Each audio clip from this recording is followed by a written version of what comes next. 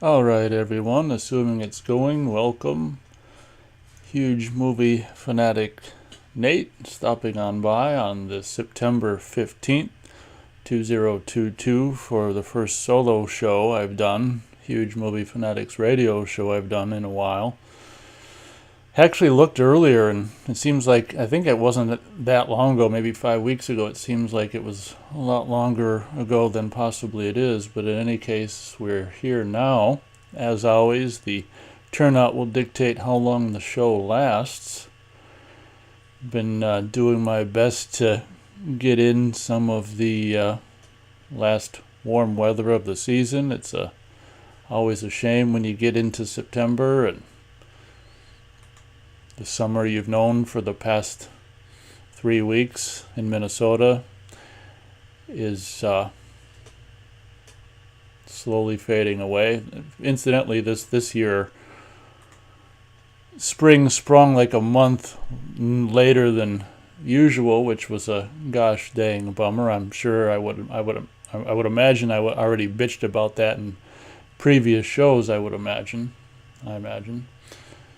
I'm very imaginative, but yeah, it's always a little bit of a bummer when the cooler weather strikes, but it's inevitable. I guess while we're waiting for people to show up, assuming that's gonna happen, I headed over to Friday the 13th franchise.com, and I'm gonna read this article. Friday the 13th Resurrected.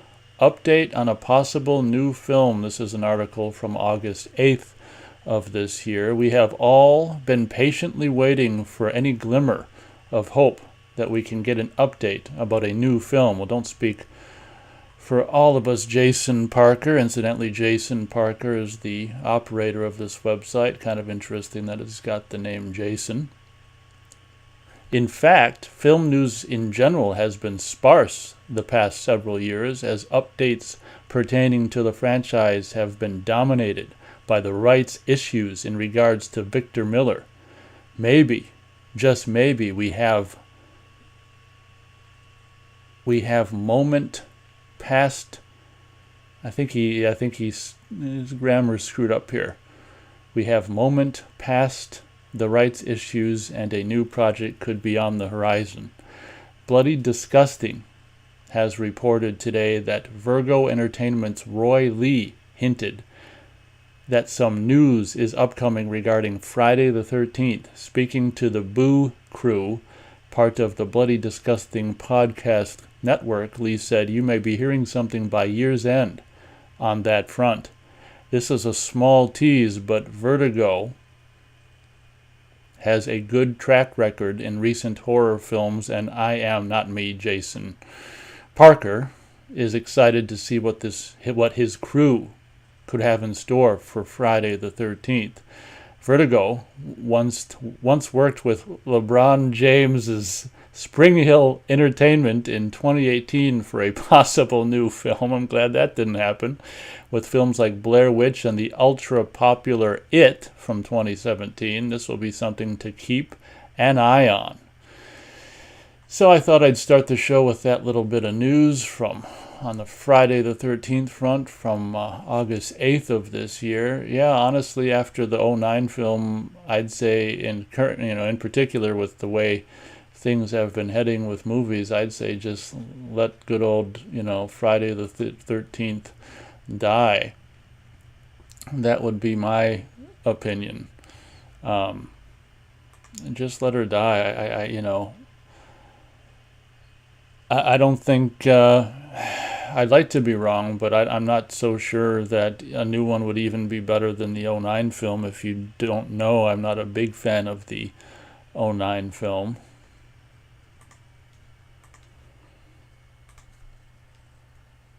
Not a very big fan at all. I don't like it at all. I'd probably rather watch it than Jason Goes to Hell, so I guess there is that. Let me just see if we are in fact going. Just do a little take a look-see. Looks like we are in fact going. Very cool. Okay. Well, no one showed up in chat. I guess I don't know. I guess I could read other shit on this website. Well, this might be interesting. I already told Will Powell about it in the UK, and I knew he probably wouldn't make it out there, but this is from August 14th of this year. Theatrical Friday the 13th marathon planned for the first 8 films. What better way to celebrate Friday the 13th during the Halloween season than to watch the first 8 films in the franchise at a theatrical marathon screening? Well, that's what fans have to look forward to in London, England this October, as the Prince Charles Cinema recently... Are they going to rename that cinema in light of recent events? Recently announced it is once again hosting a marathon for the original Paramount Pictures films that are a part of the franchise. Many of their marathons have been huge successes, for which one of our readers, Dave Hastings, reported back with a great film-by-film account of the night's festivities from a few years ago. Those die-hard Friday the 13th fans have another chance to experience Mrs. Voorhees, Jason, and Roy Burns, along with, this is my little addition, slimy, gooey Jason and body-hopping Jason wreak havoc on the residents of Crystal Lake and also Canada and the Voorhees house and other places. I'm adding those bits. Cost for the event is £27 and 50, they call it cents or ounces, I don't know. $27.50 for non-members and $25 for members. Wow, members really get quite the perk, don't they? Friday the 13th Part 2 through 6 are 35mm prints, and Friday the 13th Part 3 will only be shown in 2D. Well, that's a kind of a bummer, but to be expected. Please visit PrinceCharlesCinema.com to find out more about what a horrible name of a theater, to find out more about the marathon taking place on Friday, October 29th, as the information is made available. All right, still no one in chat. I wonder if the chat's working. Just reading some, I don't know if there's really anything else. Well, this news is already done.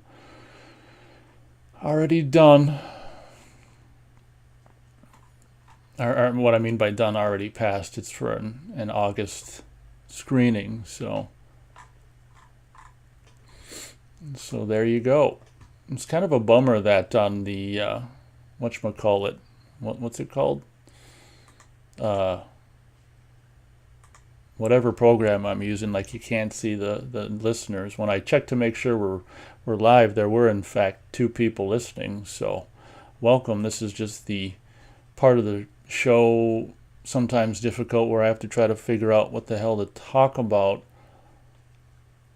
while I'm waiting for people to show up, if that is in fact going to happen. I guess another thing I could mention is that it looks like we do have Austin in the house. Welcome, Austin. What I was going to mention is it does turn out, I think since the last time I did a show, the news has been revealed, which I'm happy to see, that Halloween Ends will in fact be able to be streamed on Peacock on the opening day, which I think is October 14th. So just like with last year and being able to stream Halloween Kills on opening day, we can stream Halloween Ends on opening day. So I'm sure as shit not going to go to the theater and spend more than $10 upwards of whatever it'd be for couple tickets and some concessions and whatever, pushing $20 when I can just see it for $5 with a last year I signed up for a month on Peacock so I could watch Halloween Kills and canceled.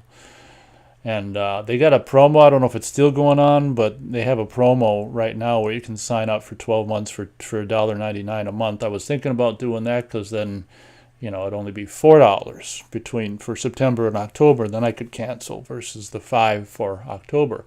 Austin says he just watched the, how do you pronounce that? The WRAITH.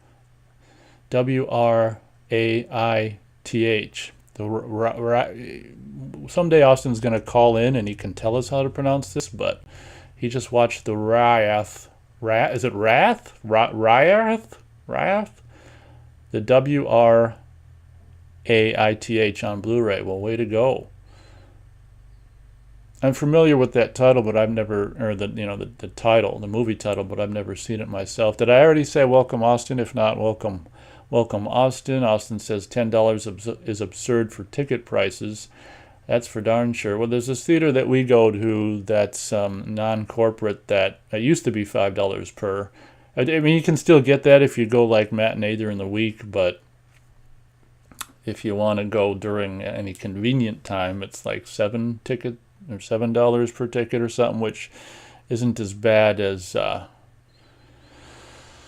of the corporate places. Austin says it's pronounced Wraith. Oh, Wraith, maybe.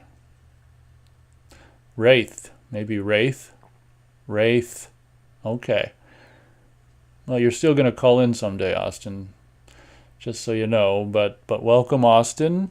Austin Wilcutt. He's always. I want to say I can't. I'm not 100% sure, but I don't want to take away from anyone's thunder who might have been the very first. Maybe it wasn't Austin. I don't know. See what Austin thinks. Austin. I don't know if maybe it was someone else, but he's always a great contributor and shower upper to the radio show. I was going to say that he may have been the very first person to show up and chat on my very first show, but maybe not. Austin, what do you think? Were you that individual, or maybe it was someone else? But regardless, if it's not him, he shows up a lot and contributes a lot of fun stuff to the show, so much appreciated. Someday he's going to call in.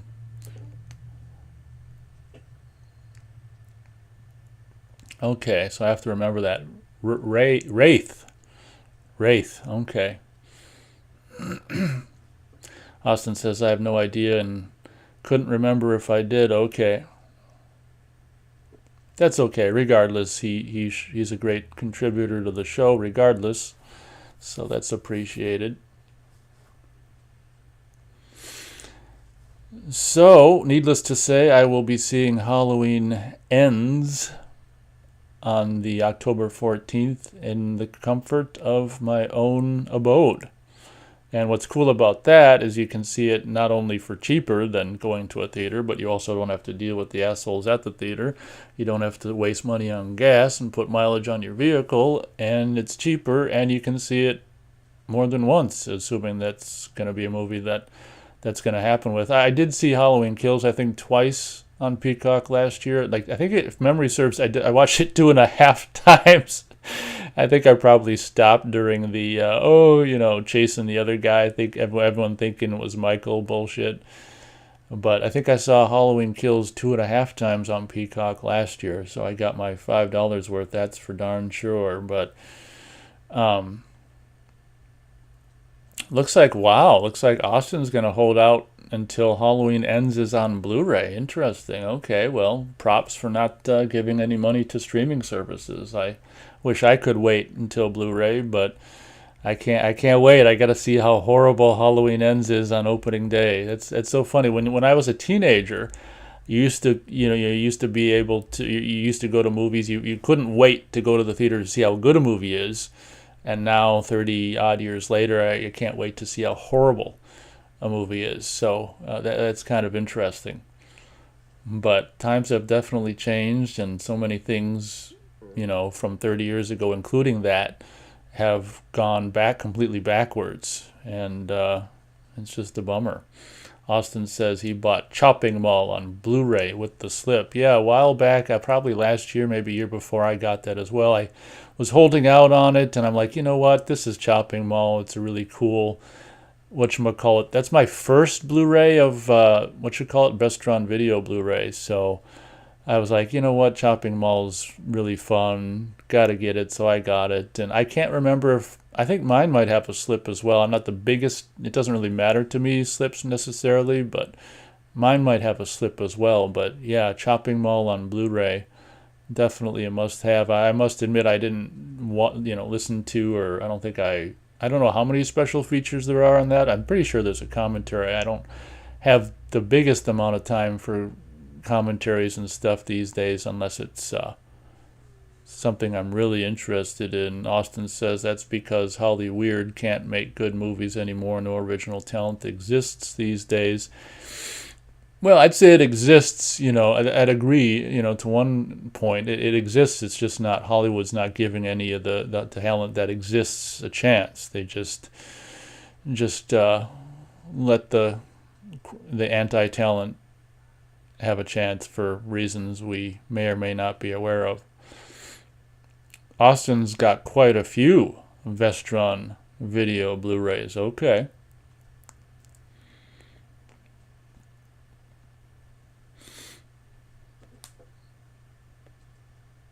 What the hell else was I going to say? Oh, on Tubi, there's, I'm really surprised. Full Moon, as I've said before, they have like their own little section on Tubi, and I can't believe it. It's like you can watch one of their newer films, which I haven't watched yet because, well, I don't know if I have an hour to waste. I kind of want to watch it, but I don't at the same time.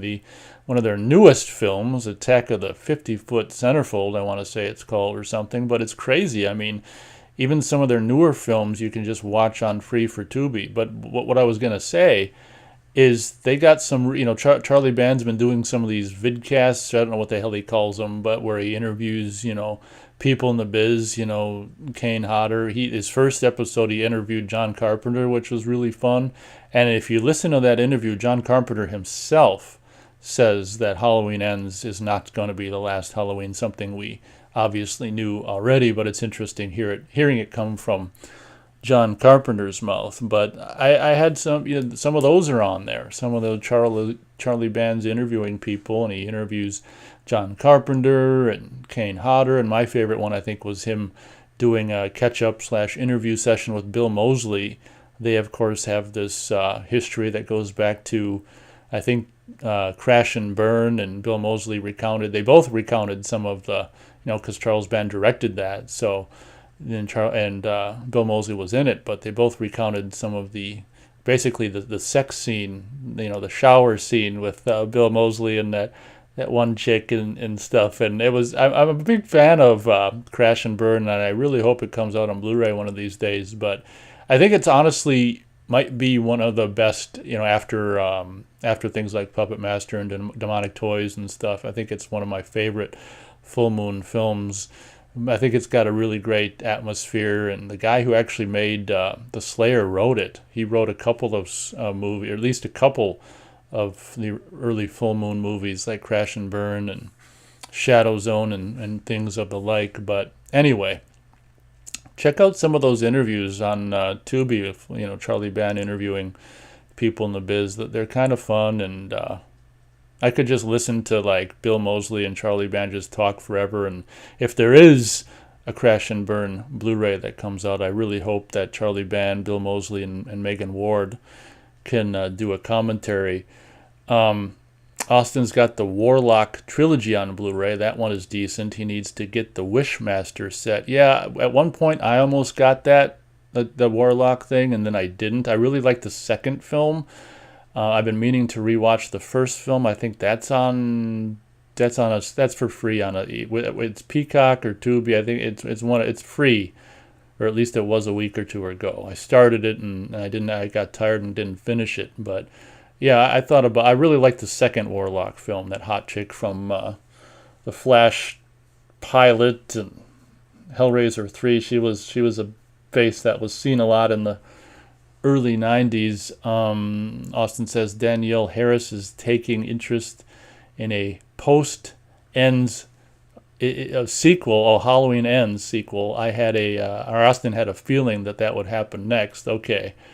Now they can make the sequel series based on Jamie. We can see what Jamie's up to after Halloween 5. There you go. Honestly, yeah. Not sure I'd be crazy interested in that, but at least she's younger than Jamie Lee Curtis, I guess. Austin says Crash and Burn was pretty intense. I don't know if he's kidding or not, but I think it's really fun.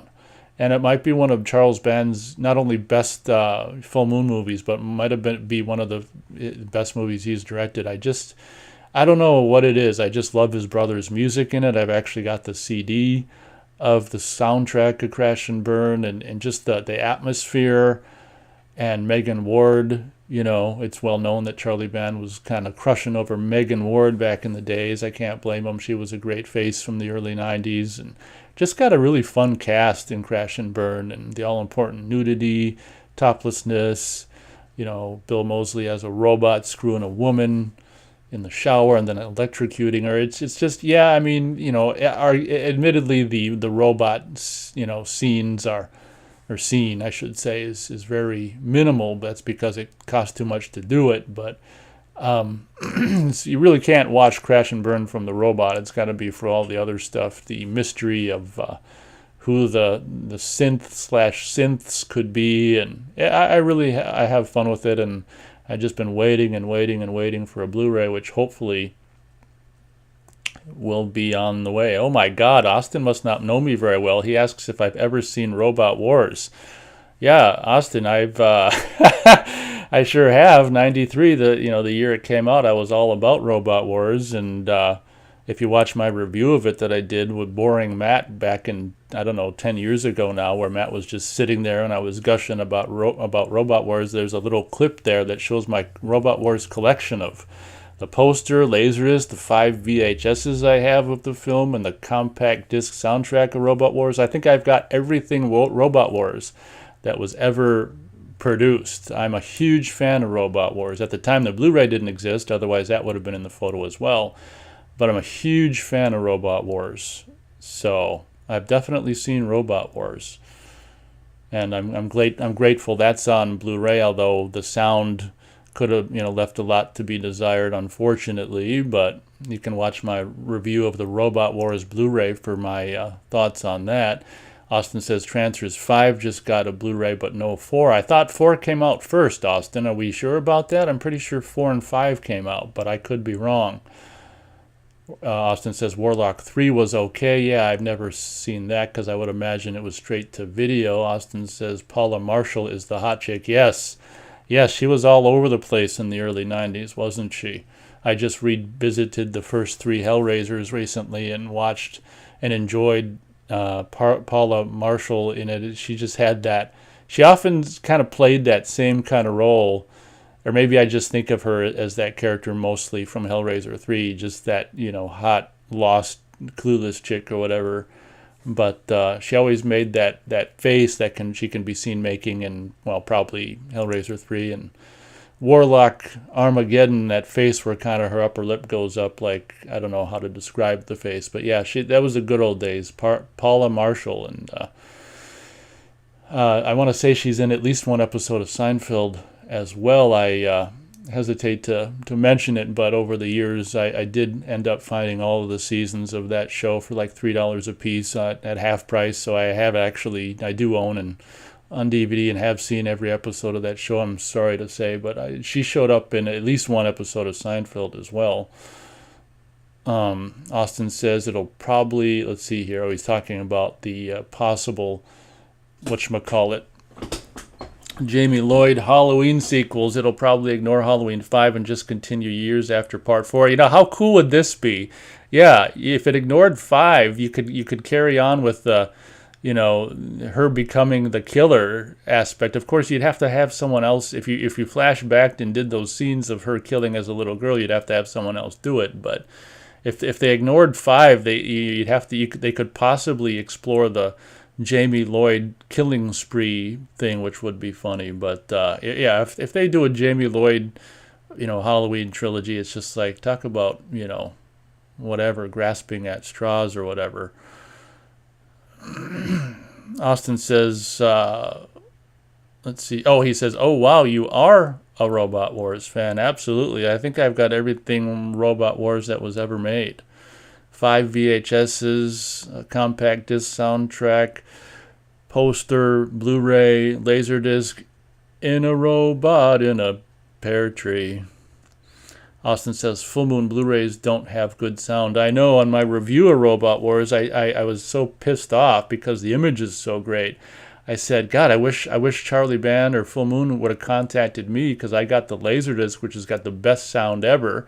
I don't care about 5.1 on Full Moon frickin' Blu-ray releases. So I would have gladly ripped like the audio from my Laserdisc and emailed them MP3 high quality audio files, so they could use that for the Blu-ray. The audio on the Robot Wars Blu-ray is just a goddamn bummer, but the image is great.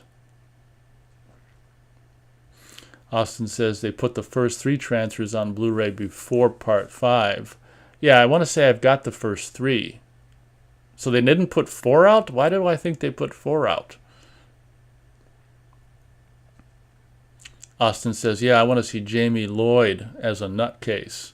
Well, right. You could do Jamie Lloyd now, but you'd have to do the inevitable flashback scenes from like 88 or 89 or 90 where Jamie Lloyd as a little girl is going around Haddonfield killing people. But obviously, well, you know what? You could really get away with it easily because she could just be wearing the Michael Myers outfit with the mask on.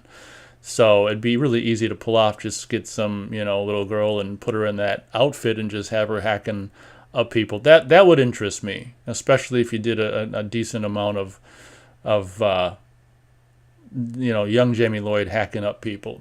Half the movie could be that, and half of it could be her in present day hell of 2023, 4, 5, whatever. But that would be funny. They really should do that, the more I'm thinking about it. Austin says, and have Michael actually be dead from the gunfire at the end of Part 4. There you go. I remember when I first saw Part 4 on home video, it was newly released in the spring of 89. I was like, I was so disappointed that Michael was dead.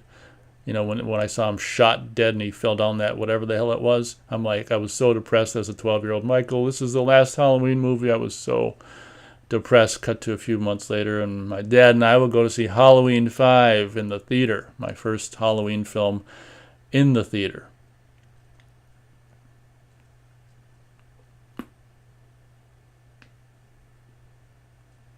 Austin says regarding Full Moon Blu-rays, they use compressed lossy 5.1 and sounds like shit to him. Right, I'm sure their 5.1 is basically just stereo surround, just branded 5.1. I'm sure it's like that. So to me, it's just like they don't need to bother with the trying to do 5.1. Just do original ultra stereo 2-channel tracks. If I was a big enough geek, if I was a big geek, which I'm not I'm a geek, but I'm not the full-fledged can do anything tech geek, I would somehow find a way to like rip the Blu-ray and put my Laserdisc audio with the image. I'm sure it wouldn't be that difficult, but I don't really necessarily know how to do it right now. But the Robot Wars Blu-ray looks amazing, which is a win anyway. That one chick, the brunette in Robot Wars, was so freaking, her face was so crazy hot back then. Lisa Rinna. And I've said it before. I don't know if I said it in both my Robot Wars videos, but it's so ironic, that one line that one main star guy is saying to Barbara Crampton, and she's standing right next to Lisa Rinna, and he's talking to Barbara Crampton character, and he's like, and you have a great set of lips. And he's saying this to the woman who's got so much more smaller lip percentile than this gorgeous brunette chick with these huge, massive, I don't know if they were fake lips at the time, but regardless, they look really good. They might even be real at the time, I don't know. But I thought it was so ironic how he's complimenting the one with the smaller lips, like half the lippage. You've got a great set of lips. And meanwhile, right next to her is the woman that really's got the great set of lips. But there you go. Austin says, nope, transfers for Blu-ray, unfortunately. He says, nope, no transfers for Blu-ray, unfortunately. That's weird. They must have issues with the film elements on transfers 4 then. They're probably going to have to do the Curse of the Puppet Master Blu-ray route. Well, they did it with that and Retro Puppet Master as well, where they got to use some standard definition scenes as well. Okay, problem with the elements of transfers 4. Honestly, I don't like anything after transfers 3, so it's not a big deal to me. Austin says, well, they could deep fake Jamie Lloyd's face from 88 and put it on another actress pretty easy these days. That's true. Austin first saw Halloween 4 on VHS as well, the old CBS Fox release from a damn grocery store. That's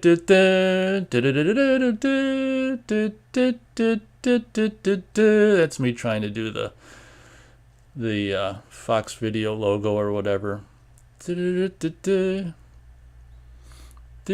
Anyway, Austin says, before Halloween 6, I thought Halloween 5 was the last. Yeah, they're always the last, isn't it? Except for, I guess, once they announced that they were going to do 2 more after the 2018 film, then we know that Halloween Kills wouldn't be the last.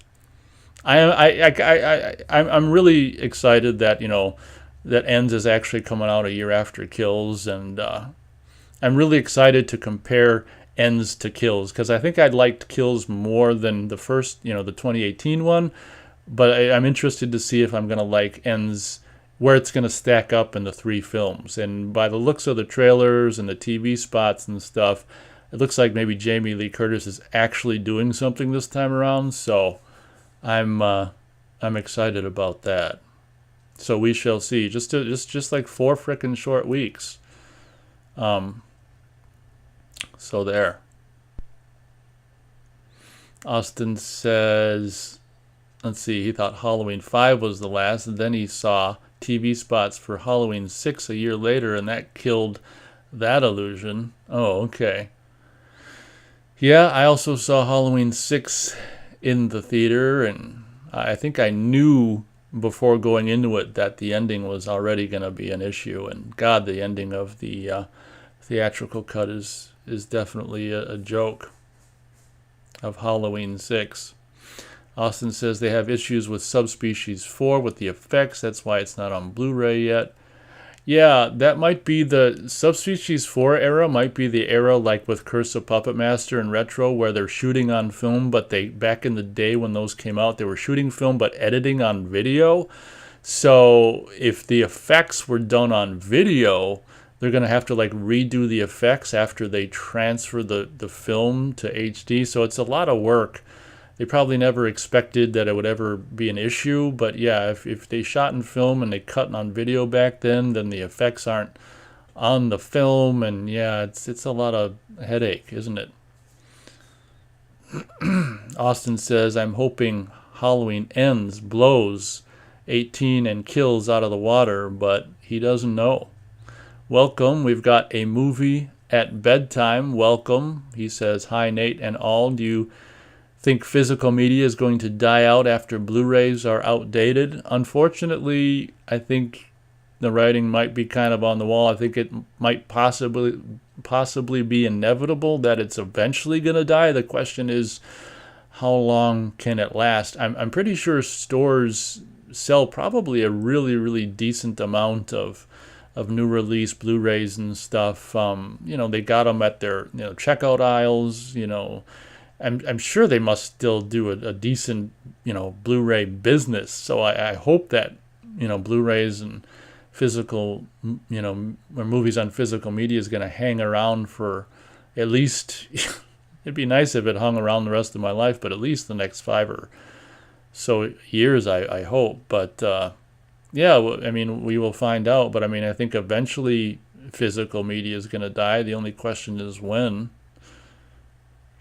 Austin says he saw Halloween 6 in the theaters and H2O as well. Yeah, I saw everyone in the theaters except I saw the Rob Zombie one at the drive-in theater, and then I didn't see, for obvious reasons, I didn't see the second Rob Zombie one in the theater. So I saw that on DVD for the first time. That was the only one I skipped in the theater after, the first one being Halloween 5, seeing it in the theater. Back in the day when H2O came out, everyone loved it, me included, but I don't really like it much anymore. The mask is so stupid.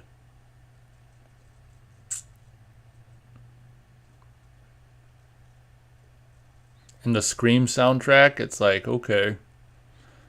But whatever. It was, H2O was cool at the time. Austin says, yeah, they said Subspecies was edited Subspecies 4 was edited on video or something like that. Yep. In the late 90s, they started doing that, where they were shooting on film but cutting on video. I imagine it was cheaper and easier. So all the films, like, I'm not up on everything they were doing at that time, but, Curse of the Puppet Master and Retro Puppet Master, things like that, when they go to do these Blu-rays, they have to, what they did for, I guess, and, I think Star Trek Next Generation did this for the Blu-rays as well. They have to go through all of the elements and find the takes that were used on the negative or the film elements or whatever, and combine them all and piece them all together to basically to match the sound to make your HD Blu-ray. And I never reviewed the Blu-ray. I mean, I've been meaning to review the Puppet Master films and Blu-rays for years, but it's just so daunting. I just never get started on it. But, obviously the Retro Puppet Master and Curse of Puppet Master Blu-rays have some standard definition, scenes and portions of scenes here and there. But I want to say it's, maybe 70% HD and maybe the rest standard definition, or maybe it's even less than that. But yeah, they take a shortcut with editing in the late 90s, early 2000s, only to run into this big problem with making Blu-rays years later. What a bummer. Austin says physical still makes too much money. He doubts it'll die out. He just don't see it dying out anytime soon. Yeah, that's me too. Like I say, hopefully the next 5 or 10 years it can be hanging on. But I mean, shit. Who the hell knows what's going to happen in the next 5 to 10 years? It's scary. Austin says watching H2O now is like eating stale bread these days. I know. Well, I do still like the beginning of it. With the whatchamacallit, just a suburban street and Michael like stalking and killing the woman from part 2 or part 1 and 2, whatever her character's name is, the nurse from the first couple films and stuff. I liked that still. That scene's really cool. I guess, I mean, honestly, one of my big problems with it is it just takes place in that school, and it's just, I don't know. I don't really care about Michael walking around the school. I guess the school grounds, I guess you can say, ooh, they were doing something different and props to them, but it's just like, I hear you. H2O, like, past that opening scene for me these days, doesn't do anything for me anymore. Austin says he's got all the Puppet Masters on Blu-ray. Way to go. I do as well. Well, mine end at, whatchamacallit. What's the last one? I can't remember. I think, did Retro come out? I think Retro came out after Curse. So, yeah.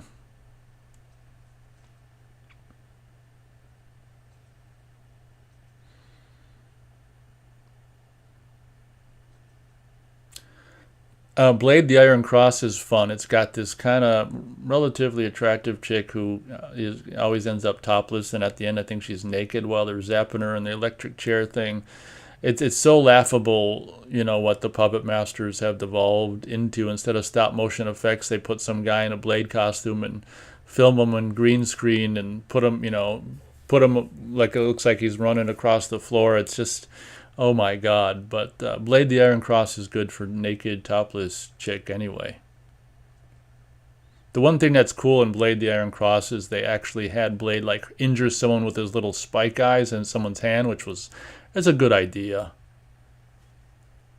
I think it was when they did that Puppet Master from 2009 or 2010 or whenever it came out, Richard Band kind of redid, because obviously until then they were just using the same old opening music from the first film on all the movies. But Richard Band, for the opening credits, did like a new kind of a rehashed theme, which was really fun, and kind of spiced up the theme, which was really cool. I really love that it's not new anymore, but the more recent, spicing up of the Puppet Master theme that I can only assume Richard Band did for the first film in the Axis trilogy or whatever was, 2009, 2010.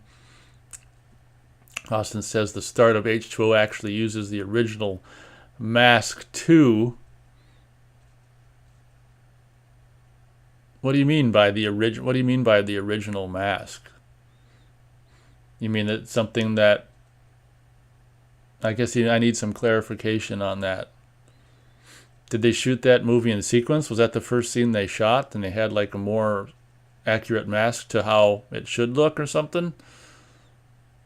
Austin says Retro is part 7, Curse was 6. Yeah, that's what I thought.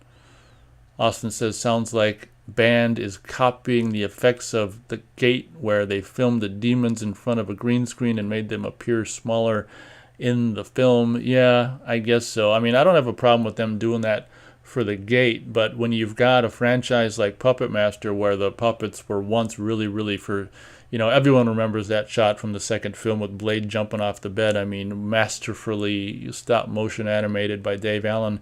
The first 5 films would have these really cool moments, must rewind and watch again moments where, there'd be some stop motion animation, and those shots really made those first 5 films a whole lot of fun.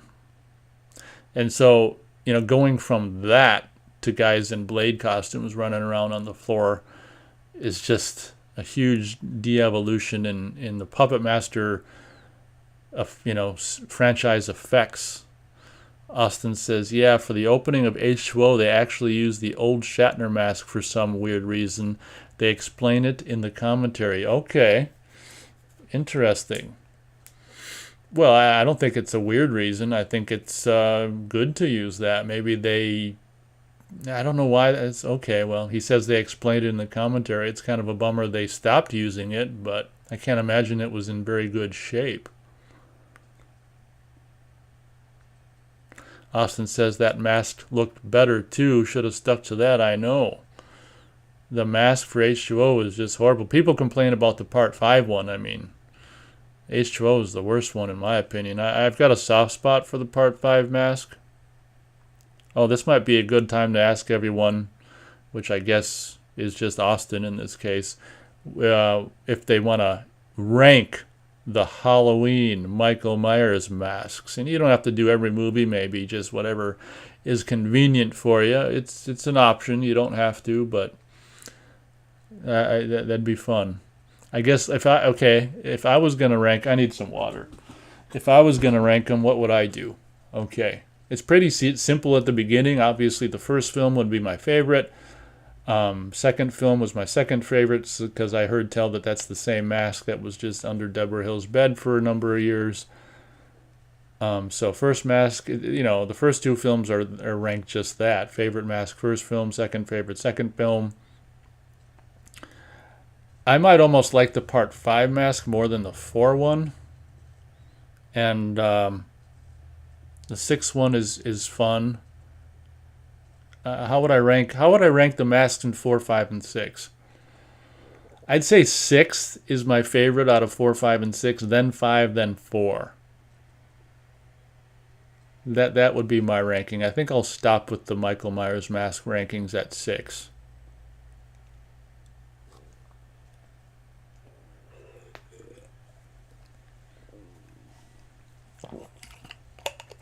Because after 6, they really fucked it up. Austin says, and they should have used all of John Ottman's score instead of Scream music. That was the hardest thing to deal with when he watches H2O. It just doesn't work. You got that right. God dang it. A Movie at Bedtime says streaming is fun but doesn't have the same experience as physical media. Like reading a book is better than digital novels. Watched documentary Last Blockbuster the other night. Pretty interesting film. Yeah, I'd have to agree. Streaming's, convenient and stuff like that, but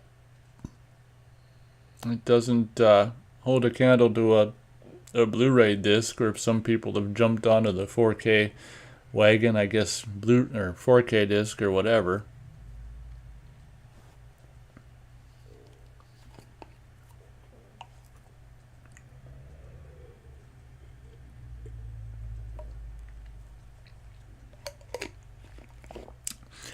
Well, about, I don't know, pushing an hour into the show. Just wanted to say thanks to Austin and A Movie at Bedtime for showing up. I want to say possibly A Movie at Bedtime is in the UK.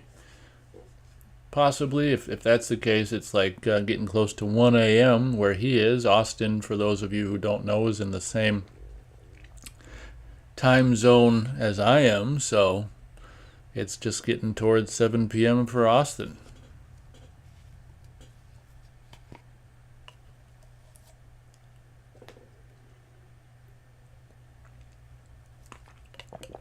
Okay, here's Austin's rankings. For number 1 for him is Halloween 1.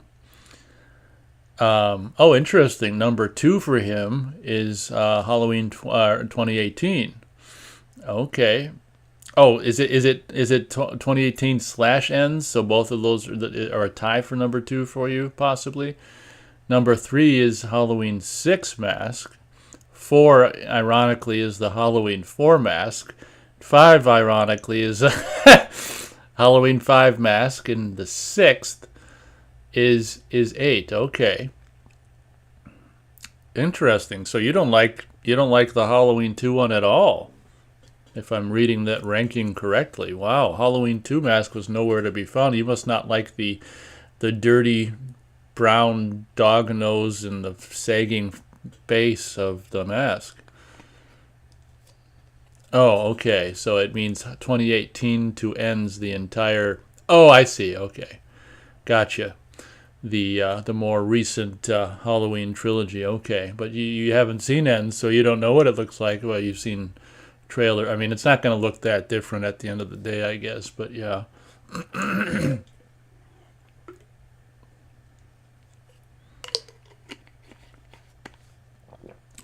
All right, interesting. No original Halloween 2 anywhere to be found. Well, interesting.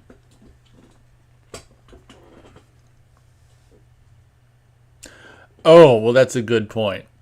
Austin says the Halloween 2 mask was the same one they used for part 1, so they're both equal to him. That's true, but when I was younger and up until, not too terribly long ago, I always thought that the Halloween 2 mask was different because it just didn't age well, and it appears different, like the mouth. When I was younger, I thought it was different because it looks different, because I guess it was under Deborah Hill's bed. But that's a good point. That's why he didn't mention the Halloween 2 mask, because it's the Halloween 1 mask. Huh. Austin says the H2O and Rob Zombie ones are the worst masks. Yeah, I'd agree on that.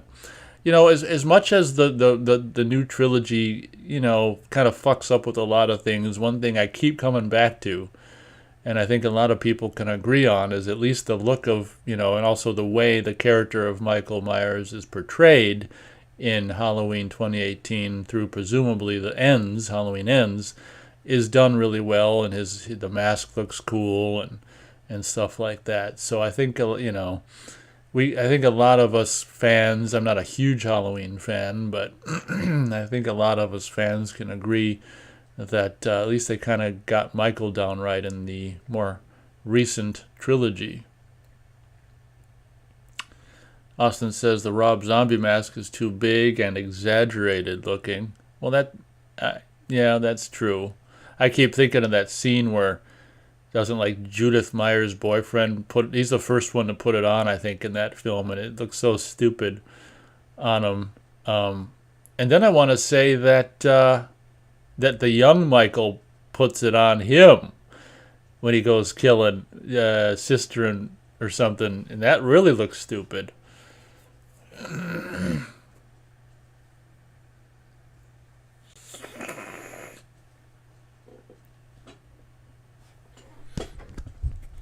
I'm just gonna take a look-see here at something.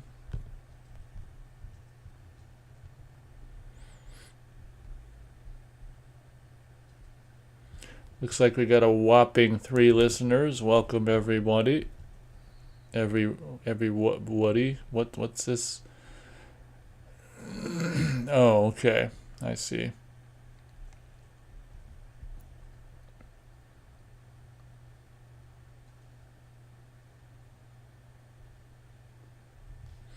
Okay, well, that's nice.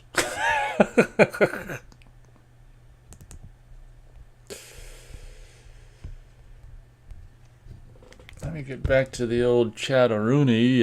A movie at bedtime says Jamie Lee Curtis' career started with horror and went on to big stardom.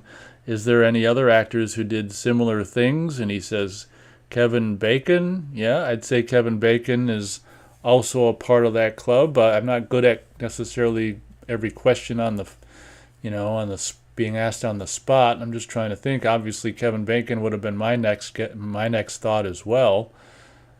I know that's a fun, good question. Austin might be pretty well versed in this info, and it would be interesting to see what his response is, if anything.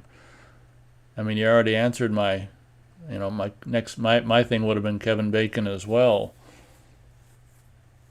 I mean, I don't know if Linda Blair can even be, one could say Linda Blair, but I don't think she ever became necessarily a star like Jamie Lee Curtis did or Kevin Bacon. She was always kind of exploitation movie fare, she never really went mainstream, so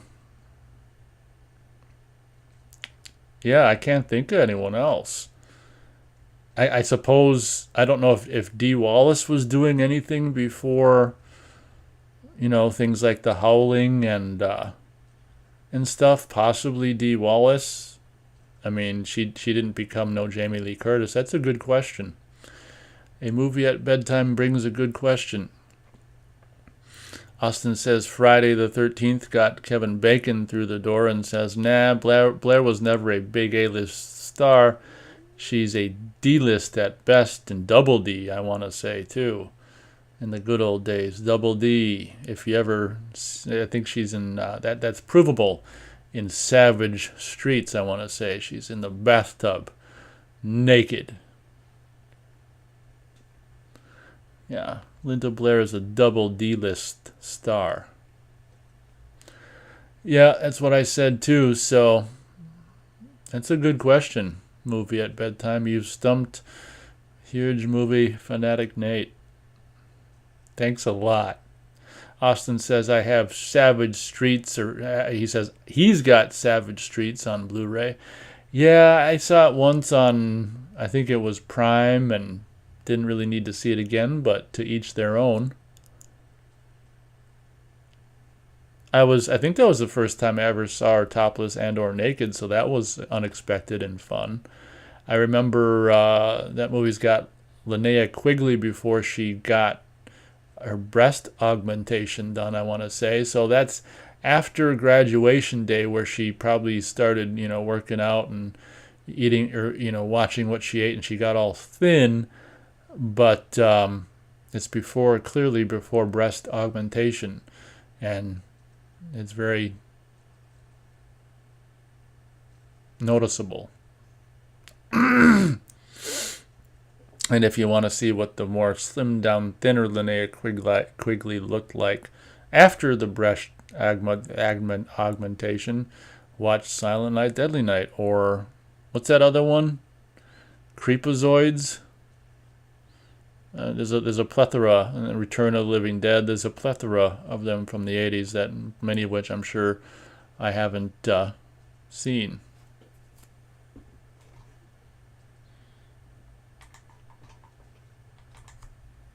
Let's see if the internet lets me go to, okay.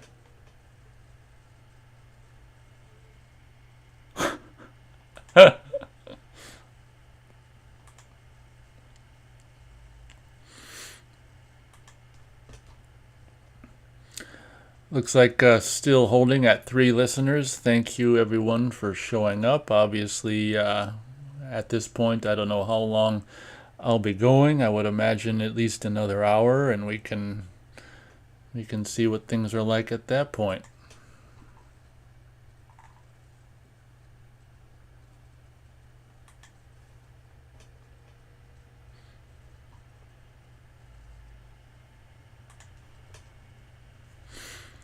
Finally all caught up on the old Chatteroonie. Give me a little moment to catch my breath.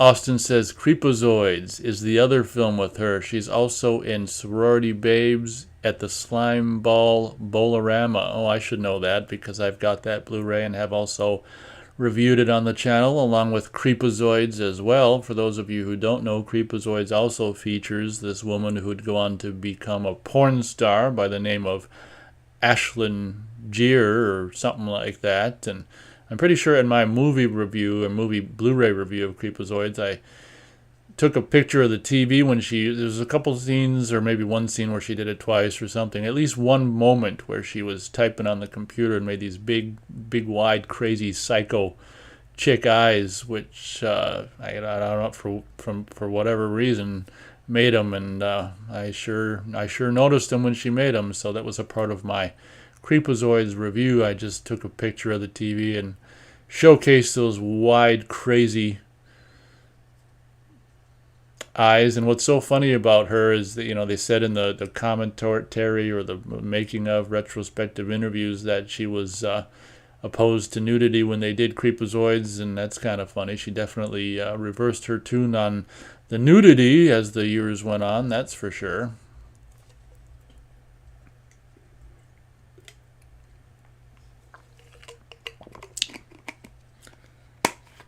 Oh my God, that reminds me. The Sorority Babes and Slime Ball Bolorama, that made me realize or remember that they're currently filming the second one.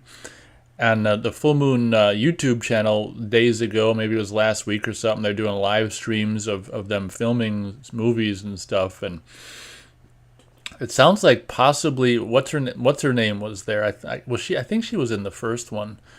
The chick who was in... I can't remember her name right now, but the brunette chick from she had a bit part in Slumber Party Massacre. She was the hot, short brunette chick, but I think she was in the first Slime Ball Bolorama. She might be directing the new one. She was definitely there. She's a woman who these days sounds like she's got a man's voice. Austin will probably know who the hell I'm talking about it.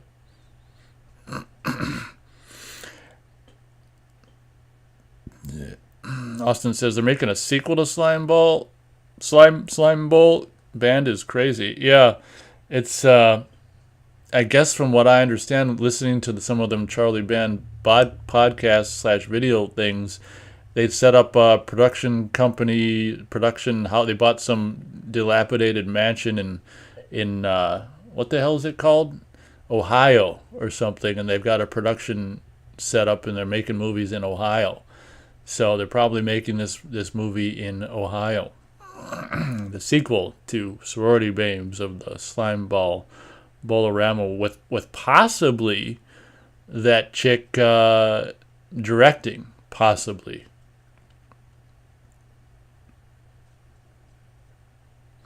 Austin says she was in Pumpkinhead 2 in a sex scene. Are we talking about the woman who will go on to be Ashlyn Jeer or Linnea Quigley? Austin said, I really have to see... Oh, wait, he said Pumpkinhead 2.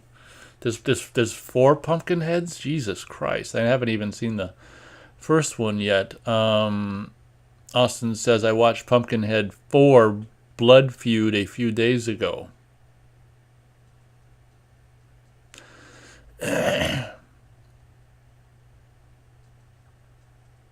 Austin says Linnea Quigley is in Pumpkinhead too. Okay, and as we all know, the original Night of the Demons as well.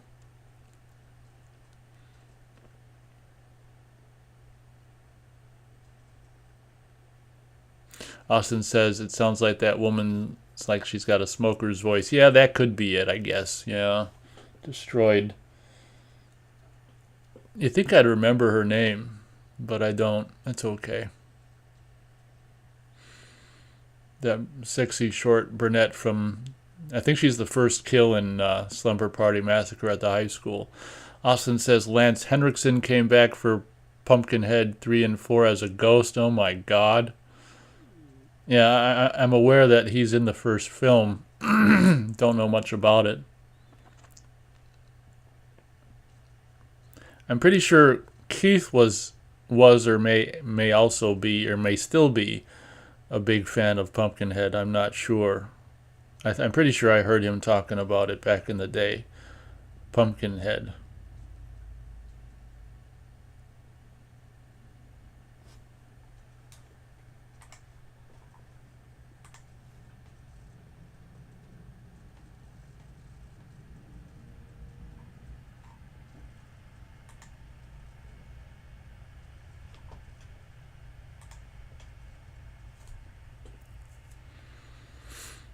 Austin says Pumpkinhead was surprisingly decent, tons of gore, and actually had a plot. Oh, he meant Pumpkinhead 4. Wow, that's amazing. So when the hell was that? When did that come out? Recently or something?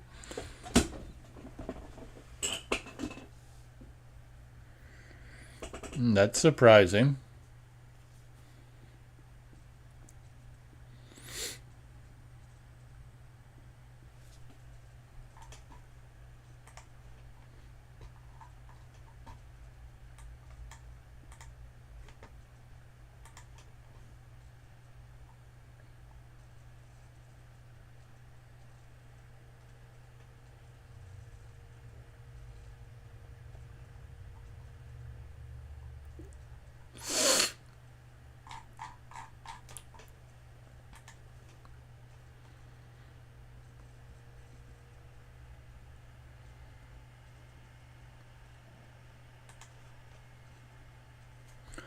Austin says Pumpkinhead 1 is a classic.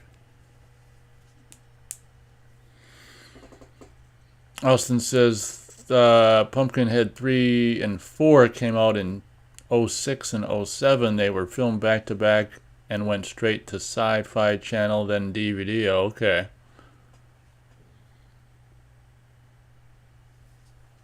Well, that explains that.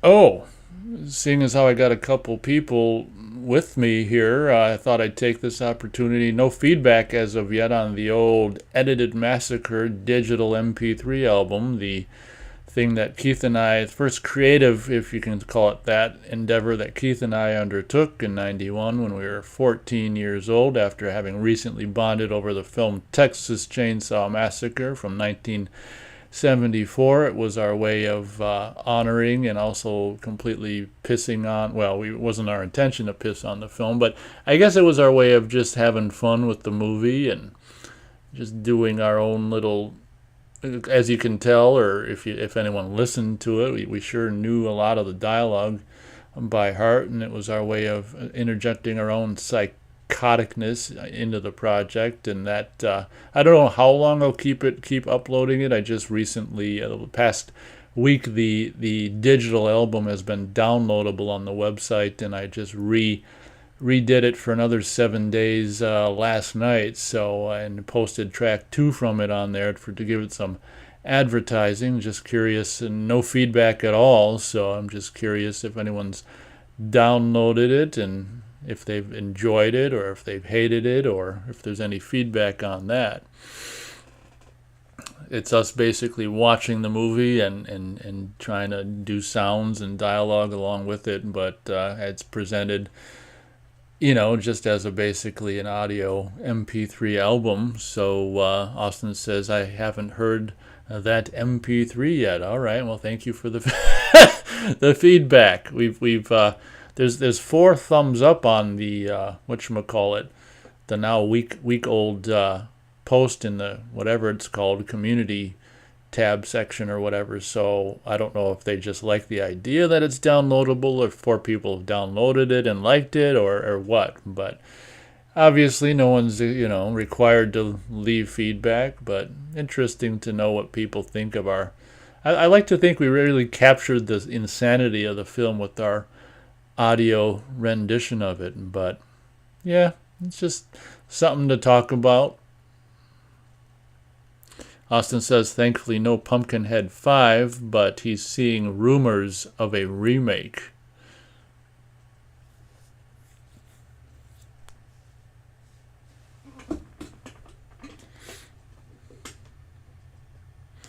Well, Austin, feel free to head on over to the whatever, either the recent track 2 that I uploaded of it, and sample that track and see if it's something you'd like to download. And if you'd like to, feel free to do so. And if you don't want to, then don't. See if I care.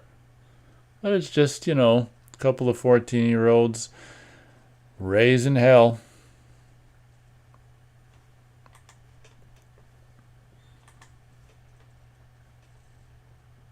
I like to think we really capture the psychosis of the film, just the insanity of the film in our voices and our rendition of the characters. And yeah, Keith really gets into it, as you can tell.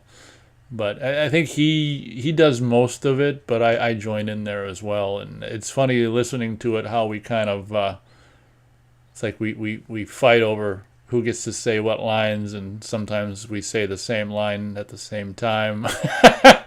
So, what you gonna do? We first, I think, brought it up in our commentary of the Texas Chainsaw Massacre from '74 that we did weeks ago, and I said in that commentary, if anyone wants to listen to it, let me know, and I'll post the MP3s. And no one let me know, so I'm like, well, that must mean people want to hear it. So since absolutely no one let me know that they want to hear it, I posted the MP3s, so they're definitely available.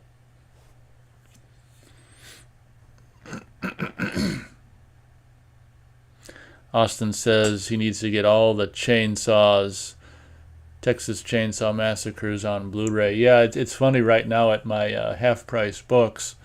They've currently got this, which I can only assume is the out-of-print Scream Factory version of the second film on the shelf for. They keep the disc behind the counter for, obvious reasons. I can't remember the price tag that's on it. I want to say it's $70.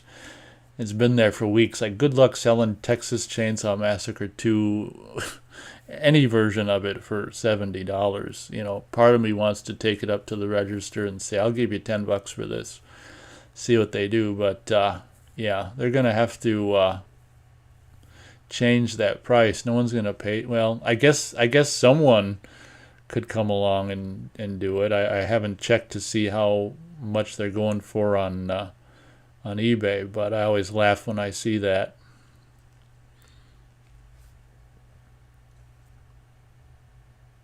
Austin says, I'll definitely give them a listen. I'm referring to the MP3 digital edited Massacre album. Thank you very much, Austin.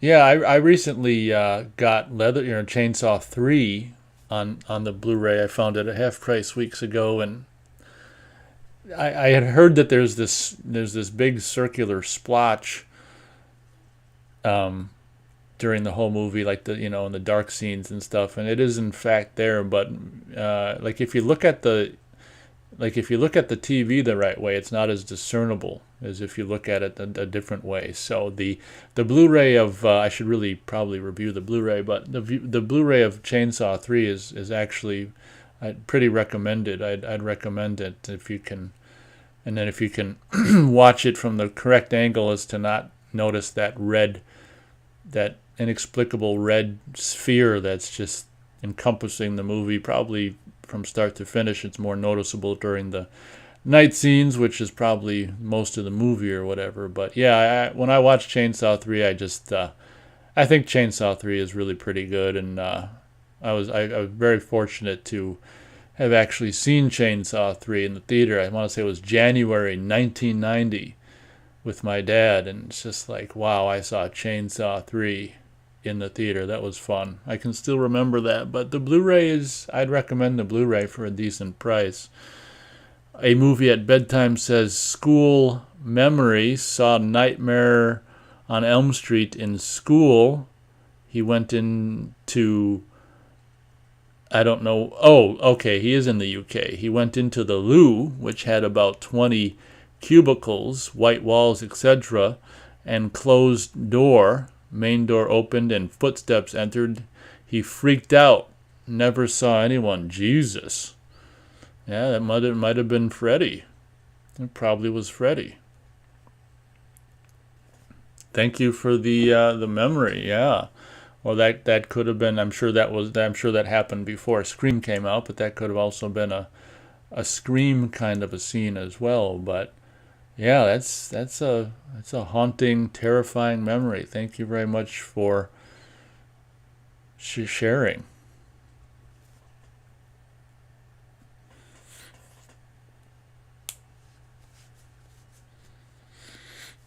I've actually got another thing. I've actually got God, I don't know if I know where it is, but I got the on cassette because I liked the music. I was kind of stupid at the time when I was like 13. I liked like the little bit of whatever score music there was in Chainsaw 3, so I got the audio cassette hoping of Chainsaw 3 soundtrack, hoping there'd be some of the actual score music on it. Turns out it's just the kind of the heavy metal songs or whatever, but I do have, or somewhere, I don't know where the hell it is, the audio cassette of the soundtrack for Leatherface, Texas Chainsaw Massacre 3. I actually do kind of like that song, Bored, I want to say. It's kind of the end of the movie when Leatherface, the end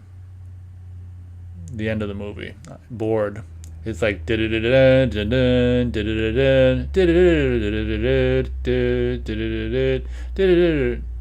anyway, it's like, yeah. I don't think you hear any of the lyrics in the movie. You just hear maybe the start of the song or whatever. But it'd be nice to find that cassette and pop it in the old cassette player. It'd be nicer to have the CD, but I would imagine you'd be able to. I could probably listen to the frickin' album on YouTube. So I don't even need to find the cassette.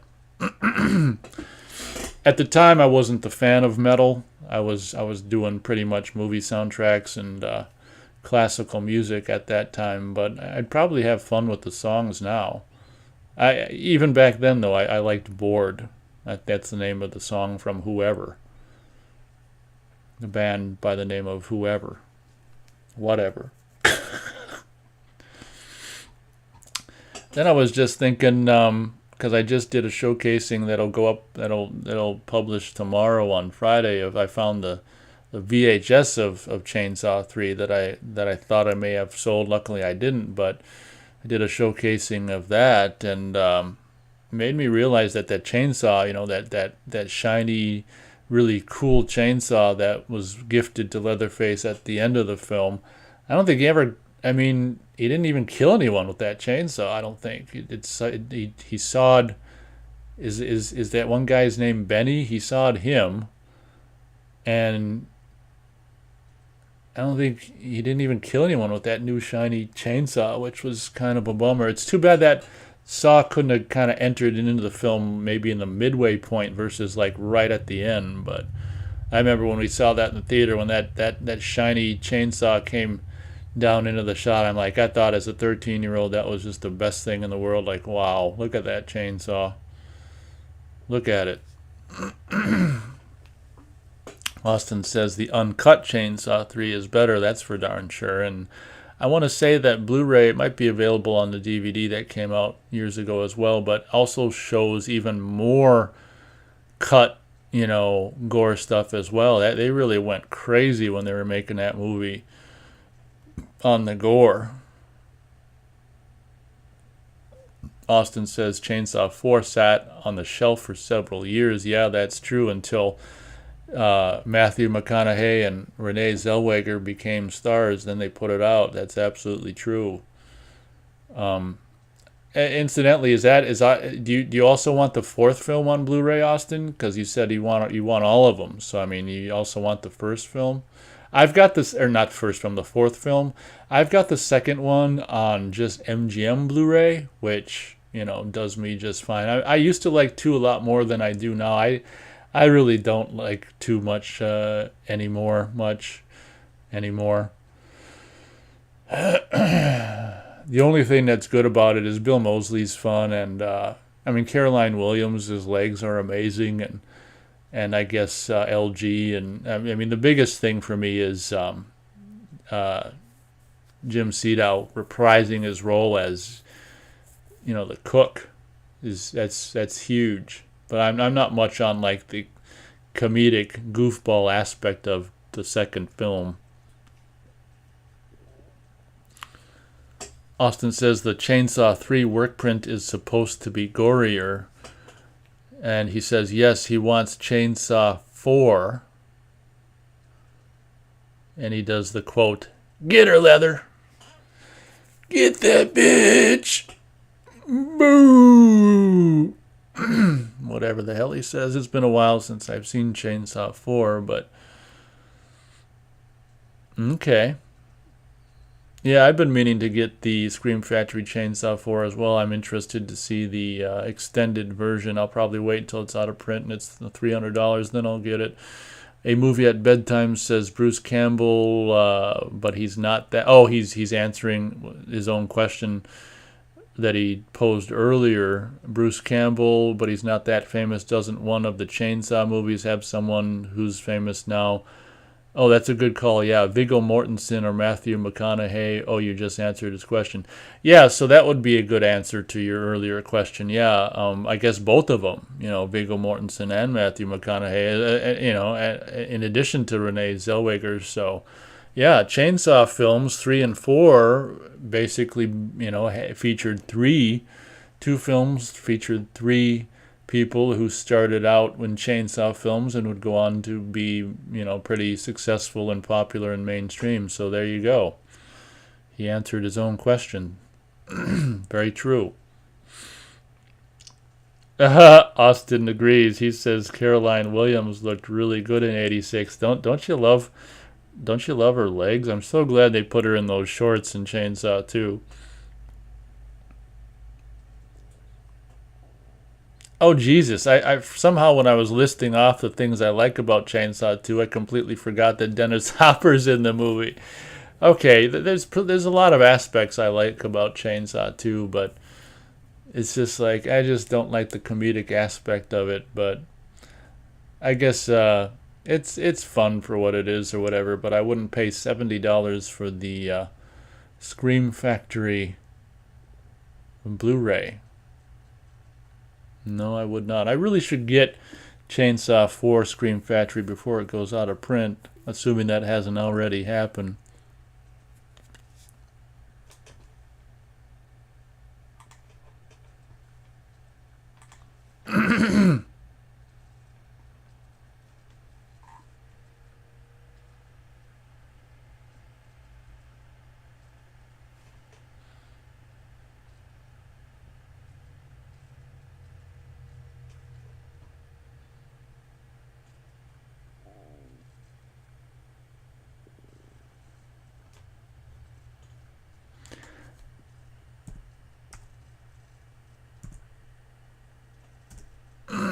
Jesus Christ. I'm just going to go and see the price for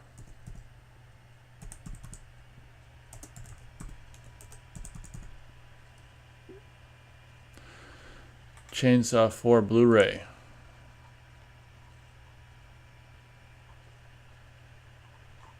I should probably put, I just hoped it'd come up. It's not coming up. Oh, wow, they want $18 for 3. I got it for like 10, I think, used. Oh, okay. Maybe I should just get this. So, on the old website that's named after a forest or jungle or river or whatever, and big women, the Scream Factory version of 4 is basically $25. So, I guess, just as soon not pay that for that. That's why I haven't bought it yet. Austin says, sorry, got distracted. I'm not sure what you're apologizing for, but apology accepted. Austin says, look at the prices for Slumber Party Massacre 2 and 3 Blu-ray. Oh, okay.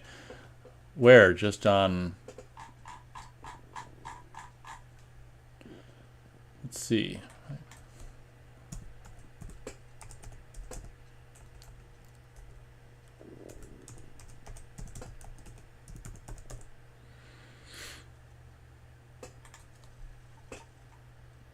Oh, okay. Well, I'd probably have to go to eBay because there's no prices on the Behemoth site. Yeah, it's a bummer about what happened to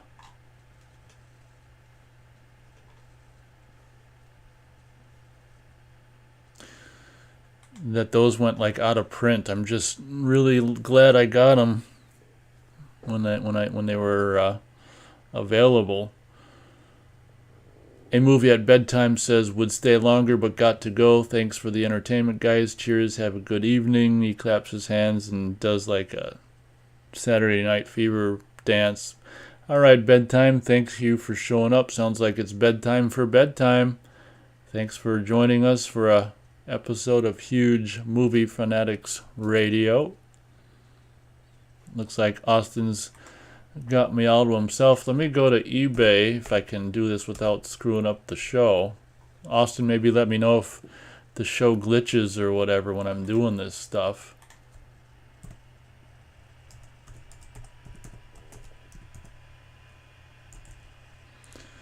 I'll just type Slumber Party Massacre Blu-ray and then I'll do price plus shipping highest first.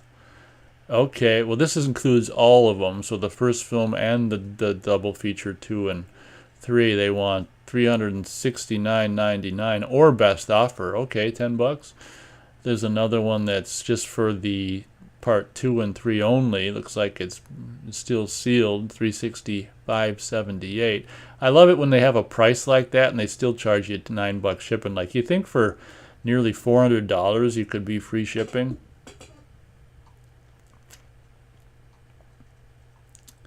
Jesus, they want someone's asking $230 for the steelbook of the first film.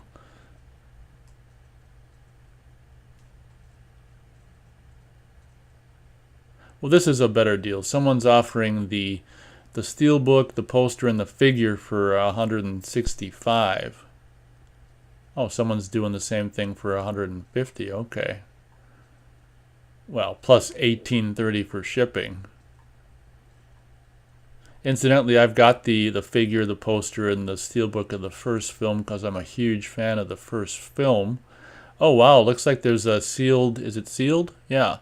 A sealed Blu-ray of Part 2 and 3 for $100 on eBay. There's currently one bid. Wow. So, okay. Well, someone's gonna end up with it, whether it's this guy or whatever. How long?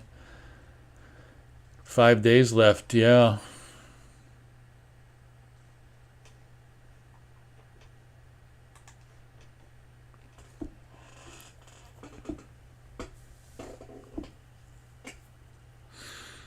Austin says, I don't know if I'm the searcher for Austin. He says, how much is Watcher's Blue going for now? It went out of print a week ago. Looks like I'm supposed to search it for Austin. He says $360 for Massacre 2 and 3. Ugh, why are those movies so expensive and sought after? Well, just because people are charging those prices doesn't mean they're gonna get those prices, but clearly someone's willing to pay $100 for. But I mean, it's not as horrible because it's 2 movies. So if you really break it down, it's $50 per. If that guy can get them for $100. Let's see. Oh Jesus. Okay, looks like I'm working for Austin. So Watchers 2. Okay, well, I'm seeing $50. Buy it now, free shipping. There's one for $38.99, free shipping. There's 6 Watchers. So Watchers 2 doesn't have the selling power or buying power or whatever the hell you want to call it of Slumber Party Massacre 2 and 3.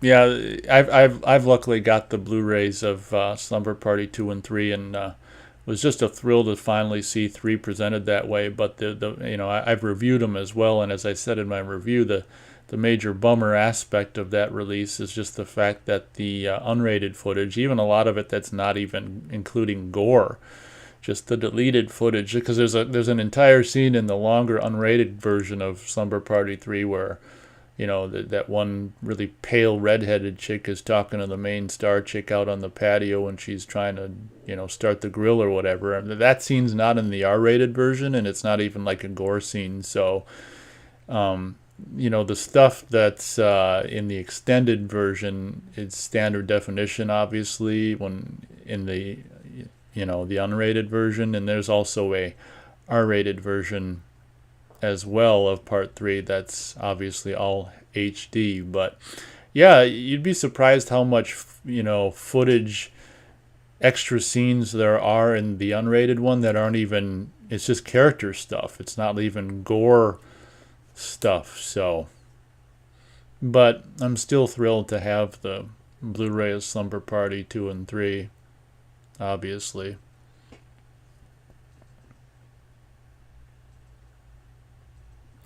Austin says $100 is still too much for those, especially since the studio could re-release them any day.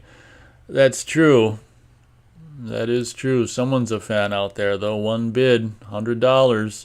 Austin says he already has watchers too. Okay, good on Austin. We've got Garcia here. He says Slumber Party Massacre 2 has good rocking menace. What does that mean?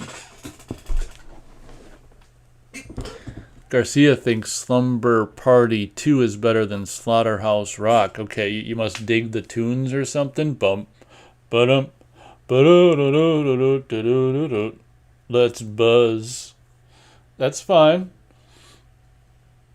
That's cool. Oh, my feet.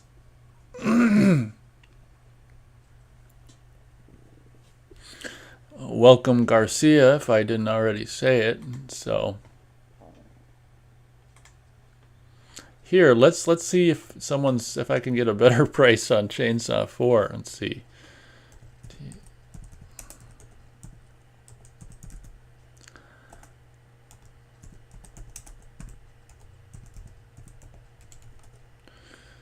It's so stupid they called it Next Generation. It's like, oh my god. Oh, here, I've got to do the shipping or price plus shipping lowest first. Oh shit. There's one on here that's $10. It's like new, but it's $5 shipping. So I mean, do I pay $10 more and just get it new? Okay. Well, there you go. Or do I take a chance on, let's see what this individual's feedback, 99.7. Where's this individual live? Connecticut. Yeah, I really should get Chainsaw 4 Blu-ray before it goes out of print. I'm interested in seeing the extended version. I'm pretty sure that the extended version scenes are also standard definition, but life will go on. This guy doesn't have a best offer, does he? No. Damn it.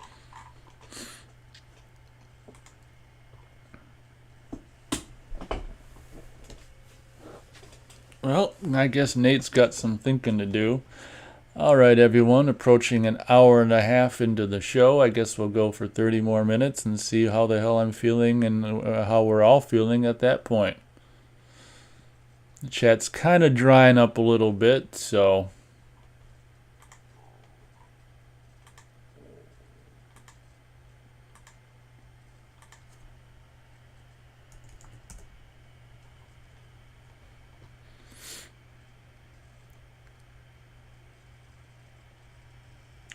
Looks like we've got 3 listeners. Welcome, everyone.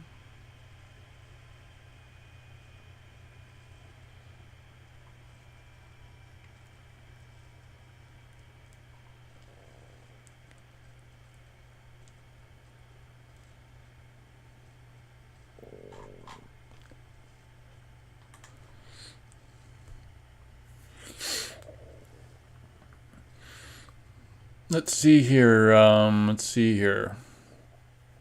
Oh, okay, we've got Dr. Rock. Welcome, Dr. Rock. He says Next Generation is terrible. Can't believe they sell it for so much, but still would like to add it because it's so ridiculously funny. Yeah, I can't say that it's not terrible, but I do. The position I've always held on Chainsaw 4 is I really appreciate and enjoy the clearly low budget aspect of the film, and I don't like the last. I don't like all the crap after they got Renee in the house, and that guy comes in in the limo and the suit and all the shit on his, opens up his shirt, and I don't like all that shit, but like everything else I like. And I don't like Leatherface, and he's screaming all the time, and doesn't even kill anyone with the chainsaw, but I just like the atmosphere of Chainsaw 4. But yeah, maybe I'll have to bite on the just a used Blu-ray on eBay for like $15 shipped. I might have to bite on that. Austin's just a little busy on Facebook. I see how it is. Austin says, how much is the Hellraiser Scarlet box going for now? He just wants me to search everything for him. Austin paid $60 for it. Yeah, I looked it up a while back because I'd really like to have 3 on Blu-ray, and it was more than I was willing to pay. Some guy's selling the Scarlet box missing, like, I can't even remember, it's like missing the second or third film. It's like, and the price is still crazy high. I'm like, God damn it. I can understand like missing a bonus disc or something, but when you're missing one of the movies, okay. There's 2 L's, isn't there? I will pick price plus shipping highest. Someone wants, okay, Hellraiser Scarlet box, Arrow US edition, brand new out of print, $400, 0 bids. I wonder why. And then, oh Jesus, this one, well, I'd rather get this. Of course, I don't know if it, yeah, it looks like it might be the American version. It's signed by Doug Bradley. Oh Jesus. Wait, I don't know if this is the movies or just the box. It says no poster or cards. So that one I definitely, out of the 2 $400 ones, I definitely get that one versus the other one. And amazingly, the free shipping on both of those, they're so nice. So I just want 3. I just want the Arrow frickin' scan of Hellraiser 3. I'm just scrolling down. Yeah, here's the one, missing 1 disc. $215 or best offer USA version. Let me see which disc it's missing again. I'll look at the pictures. They show the empty. Let me look at the pictures. So it's missing Hellraiser 2. If it was missing the first one, that'd be okay because I just recently bought the first one, the Arrow, the Arrow version of the first one. So I wish it was missing the first one, not the second one.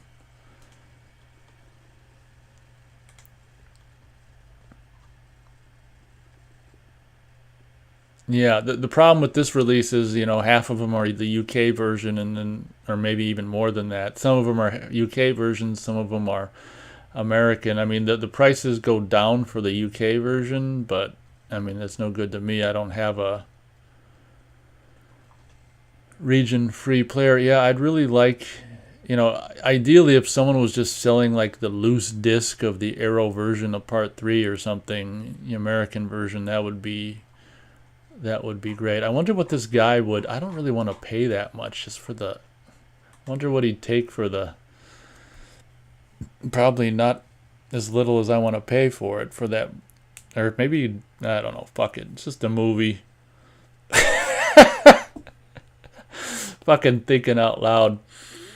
Yeah, you're lucky you paid 60 for it. I should have got it when it came out, but whatever. I'm not the biggest Hellraiser guy in the world, but for as good as the first film looks on the Arrow Blu-ray, I really, I'm sure the third one looks great as well. I'd really like the third one on that, but that's okay. Austin says you can buy Hellraiser 3 Blue separately from the UK, but you need a region-free player. Yeah, there you go. That figures. Well, I appreciate that info, though. Appreciate that.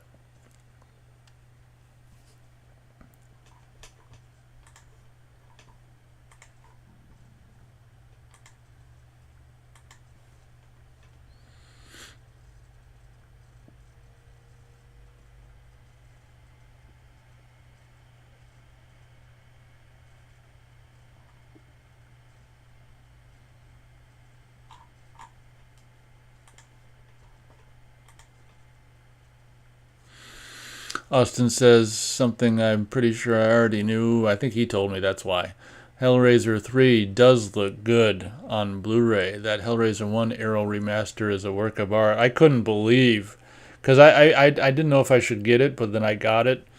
I couldn't believe how fucking amazing Hellraiser looks on the Arrow version. Oh my god. It was like, okay, I've never seen this movie before, I guess.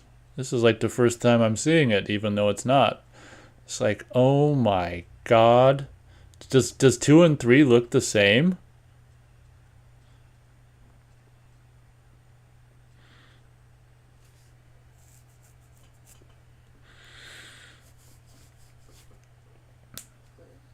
Austin says it was like watching it in a theater. That's for goddamn sure.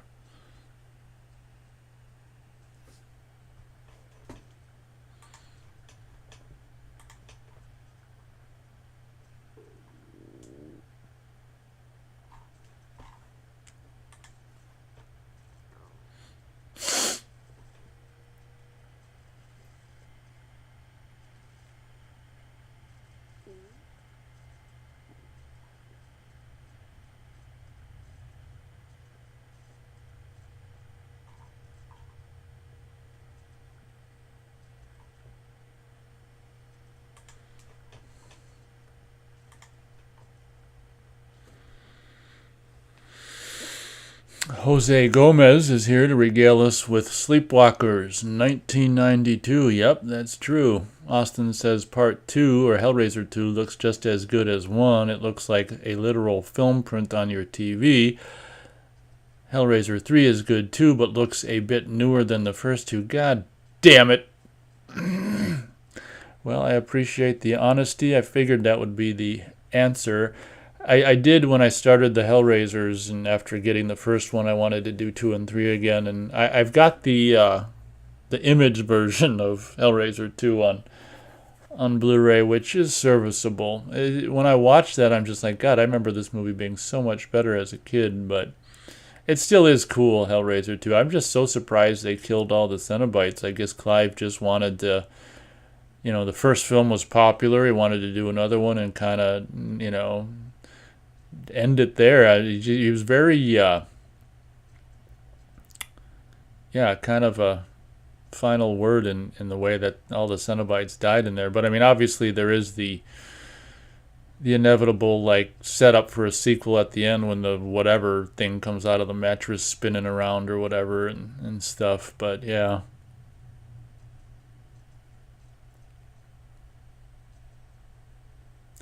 Yeah, Hellraiser was, 1 and 2 were just too popular for them not to make any more. That's for sure. Well, thank you, Austin, for the your little mini reviews of what the Hellraiser films look like on the Arrow Scarlet box set. Yeah, I should have got that when it came out. Damn it.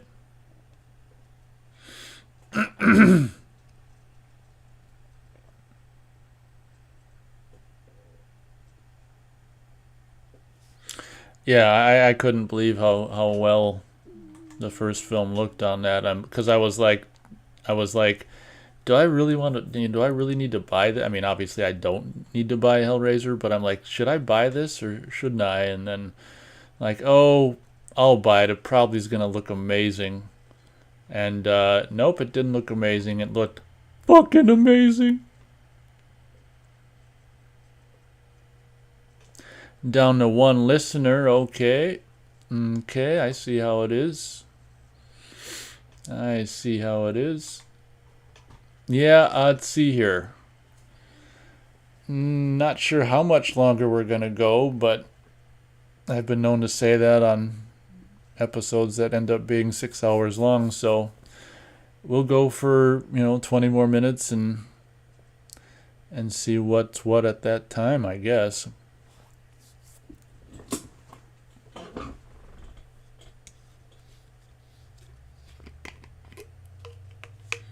Maybe a 2-hour show is just good enough this time around. We'll see.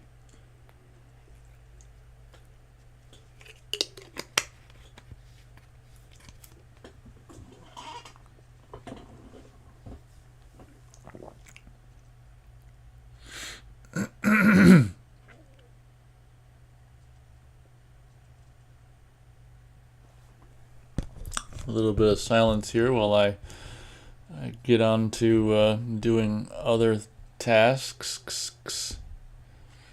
Just don't mind me.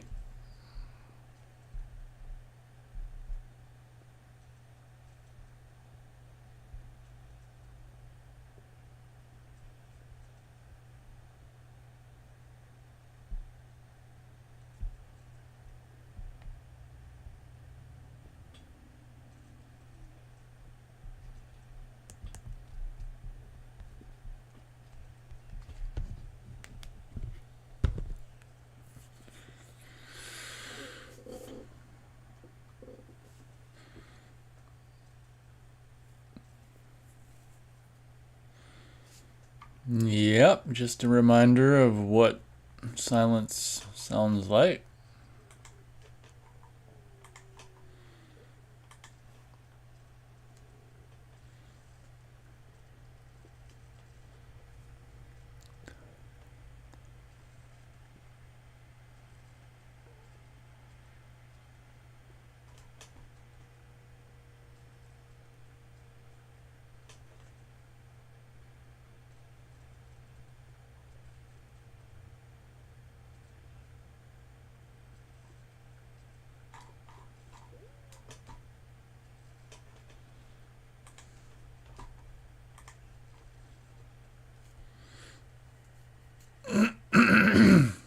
Yikes, I don't even know if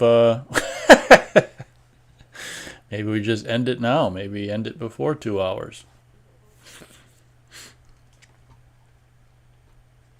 That's perfectly fine. We had a hour and 40 something minute show. Maybe that's good enough for time being. Could very well be the case.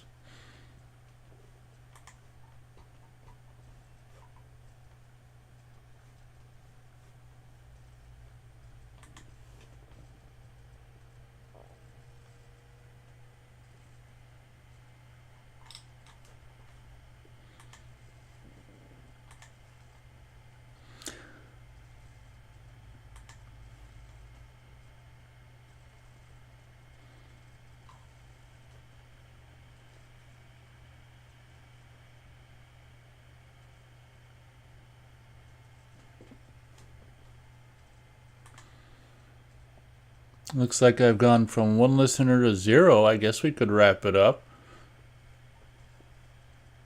I can take a hint. I guess in closing, anyone, I'm not exactly sure how long I'm going to keep like re-uploading it to the, the MP3 Edited Massacre album as being downloadable, but while it's downloadable, anyone feel free to go ahead and Jesus Christ, I can't believe I said that. I hate saying that. Feel free to go download it. Edited Massacre, our little whatever tribute to the original Texas Chainsaw Massacre film from '91, us being 14 and sounding rather psychotic ourselves, and kind of maybe like a limited time downloadable digital MP3 album for you guys. And feel free to leave feedback on it if you'd like. And I guess that'll pretty much do it for this radio show, as everyone has seemed to left me, so I can dig it. Thanks a lot for stopping on by. Catch you next time.